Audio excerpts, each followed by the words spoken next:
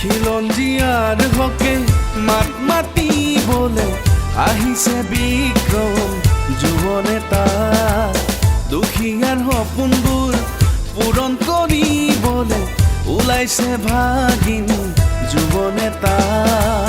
খিলঞ্জীয়াৰ হকে মাত মাতিবলে আহিছে বিক্ৰম যুৱ নেতা। দুখীয়াৰ সপোনবোৰ পূৰণ কৰিবলে ওলাইছে ভাগিন যুৱ নেতা। আমাৰ বাবে জীৱন দিম বুলি লৈ পম পিন্ধিছে ৰণৰ এসাজ সাহসেৰে।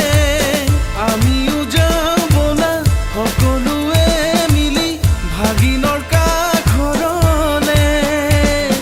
ভোট দিবা ক এ আমাৰ ভাগিন বিক্ৰম জয়।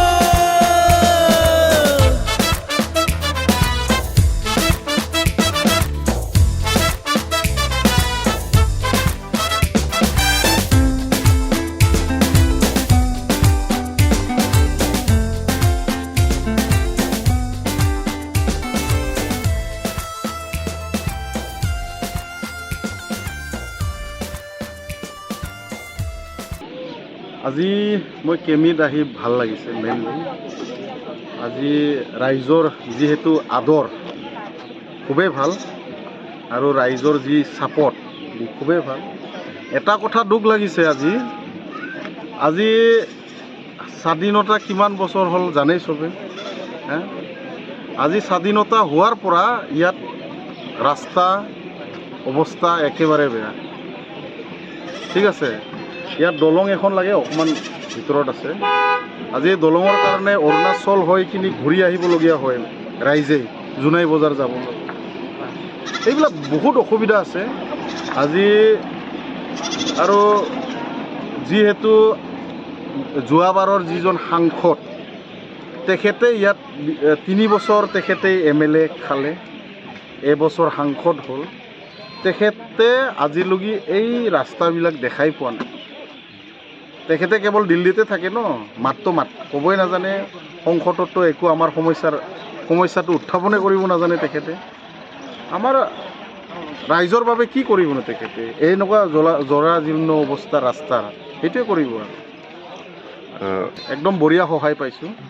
ৰাইজে ইচ্ছাপতিভাৱে নিজেই ওলাই আহিছে আজি। ঠিক আছে, আমি ইহঁতৰ নিচিনা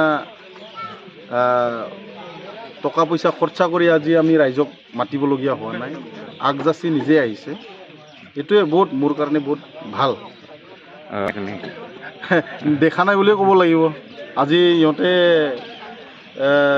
বিগত 20 বছৰ ধৰি 15 বছৰ ধৰি তেখেতে MLA, 5 বছৰ ধৰি এইটো সমষ্টিৰে MP, 20 বছৰ হ'ল। 20 বছৰত তেখেতে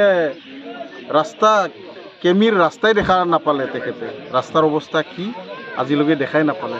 আজি কেমি বুলি নহয়, লখিমপুৰ বা জোনাই লোগে তেখেতে আজিলৈকে একো দেখি পোৱা নাই। মানে ডেভেলপমেণ্ট বহুত স্কিম আছে। ঠিক আছে, জানিলে মানে কামটো কৰিম বুলি ভাবিলে ঢেৰ উপায় আছে বা স্কিম আছে। কৰিম বুলি ক'লে কৰিব নোৱাৰা একোৱে নাই, কৰিব পাৰিম। ঠিক আছে, মই জিকি অহাৰ পিছত লখিমপুৰ লোকসভা সমষ্টিত মই 100%টো নকওঁ, 80% ৰাস্তা মই কাম কৰিম। 80% বিষয় কি ক'ব? এইটোতো আমাৰ চৰকাৰৰ ভুল আৰু আমাৰ যিজন এই লখিমপুৰ লোকসভা সমষ্টিৰ সাংসদজনৰ ভুল।